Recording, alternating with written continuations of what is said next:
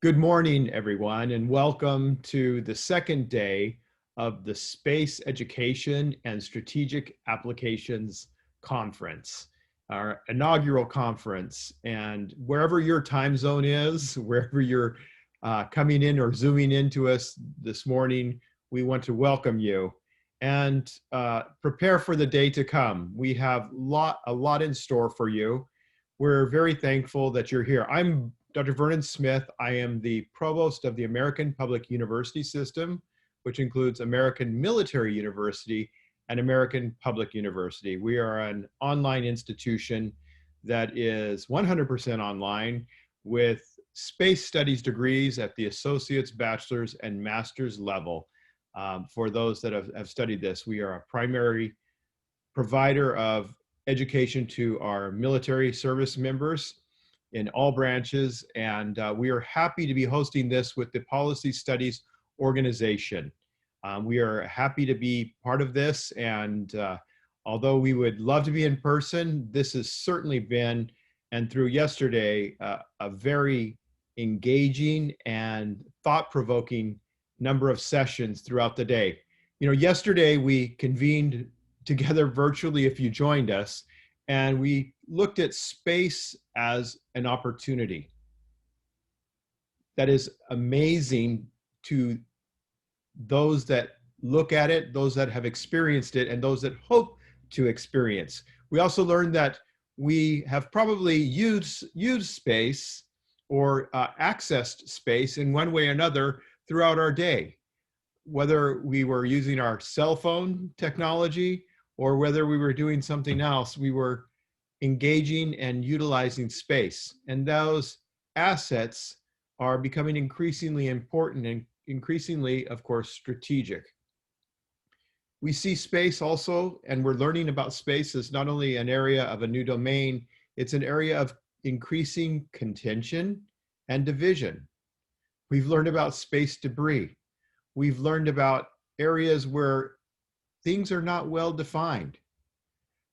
The Honorable Secretary Barbara Bennett, the Secretary of the Air Force, who talked about Space Force and the role in the future for that military service, talked about space as an economic opportunity, but also talked about some of the promising careers. And certainly we've seen the opportunity for space entrepreneurship, for expansion, not only in military, but commercial.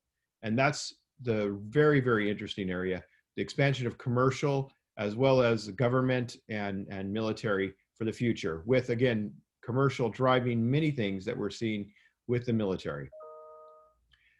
We also see space as increasingly militarized, and there were sessions yesterday that saw why this is happening and gave great histories and context for why we can anticipate seeing the militarization of space and also the utilization of tools that are related to space for different nation states and others in the expanding frontier that we have.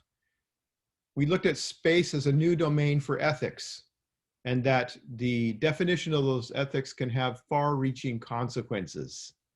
We looked at space as something that's lagging behind in boundaries and definitions, especially in policy definitions.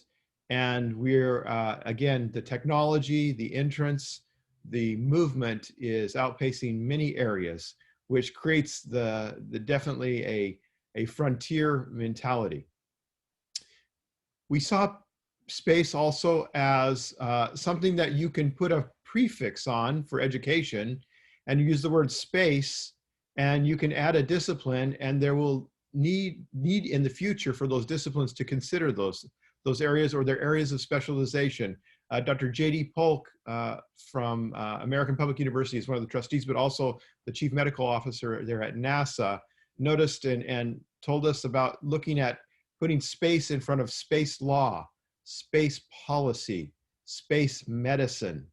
And you could choose the discipline, he said, and you can add that, and it's something that we will need to consider, and there will be specializations in the future, lots of research that will need to be done.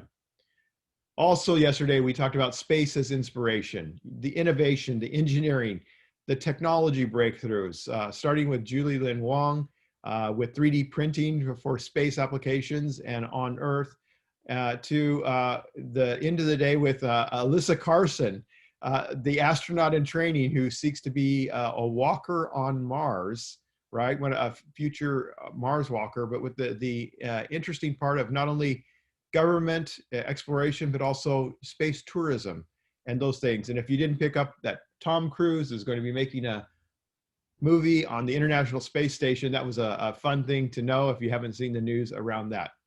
Today, we will continue exploring these issues with sessions especially dedicated to space military and security, space partnerships and collaborations that will need to occur, human factors in space, and of course, returning to the moon and eventually becoming an interplanetary species of moving to Mars and the movement there that will be coming up, I believe, in our lifetimes. We also started to see and assemble in a greater detail and with greater nuance some of the education needs that are to prepare for the knowledge, the human capital, the knowledge to fill in the gaps that there are as we expand in government, commercial especially, as well as military space and other applications that I believe that we may not have thought about as for the future. Wonderful things. A comment, and I think we may all agree with this, that the impact of the internet that we saw starting in the late 90s, moving into the early 2000s, the same type of impact of space will have on future of society and future of our ecosystem. Now, during the day, we hope you're able to join us and continue these sessions. And if you go to the links on the Whova page especially, you can look and join those sessions. If you're following us on social media as well, we'd like you to use the hashtag SESA, Space Education and Strategic Applications, SESA, hashtag SESA, for those of you who are following us on social media, add that hashtag. Another part of this is for the facilitation of the different sessions. Remember to use the Q&A tab that's at the bottom of your Zoom screen to be able to post questions. If we get put in the chat, it can sometimes be confusing and you may not get your question answered.